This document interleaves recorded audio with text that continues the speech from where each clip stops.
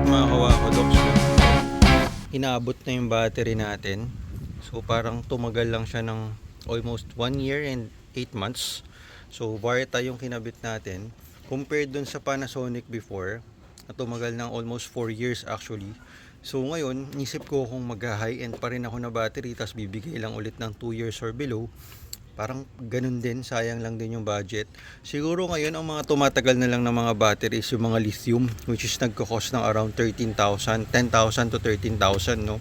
So ngayon tatry natin tong Duramax battery. Ayan. So ayun siya, ikakabit ni sir, no? So saktong-sakto sa Duramax engine ng Chevrolet. So tignan natin, no, kung gaano katagal din yung durability niya or yung quality niya. So yun lang mga kawakodoks, no. Ciao. So ayan mga kawakodoks, no, running goods na ulit. One click na ulit yung sasakyan. Hindi na natin ginamitan ng jump starter. So yun lang, nakakalungkot lang isipin, no. Kala natin si Varta tatagal katulad nung dati. So wala na talaga, parang tsempuhan talaga. Pag na-tsempo ka na yung battery or may factory defect or something, tapos lumagpas ka ng ilang weeks or ilang months sa warranty, wala ka na rin talaga magagawa kung hindi magpalit.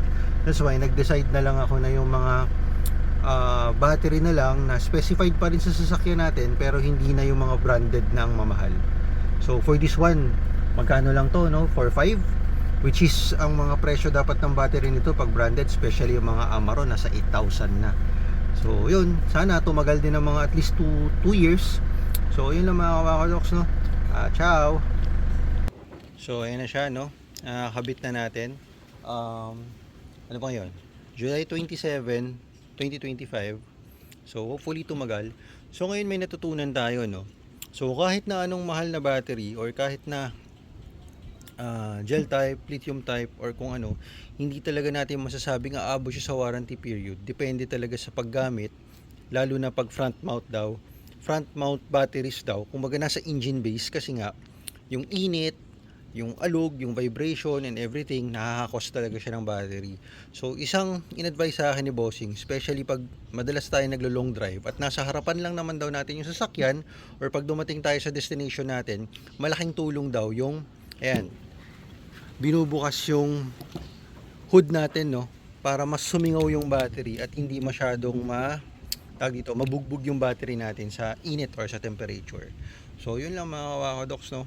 Hopefully may matutunan tayo miski pa paano dito sa video na to regarding sa mga batteries natin, especially kung susugal pa ba tayo sa mga mahal na batteries, tapos hindi rin naman aabot or hindi naman aabot ng warranty or lalagpas ng warranty period natin, bibigay din within the span of 2 years, or bibili na lang tayo ng mga specified batteries para sa mga unit natin at a minimal cost or yung affordable ba siya.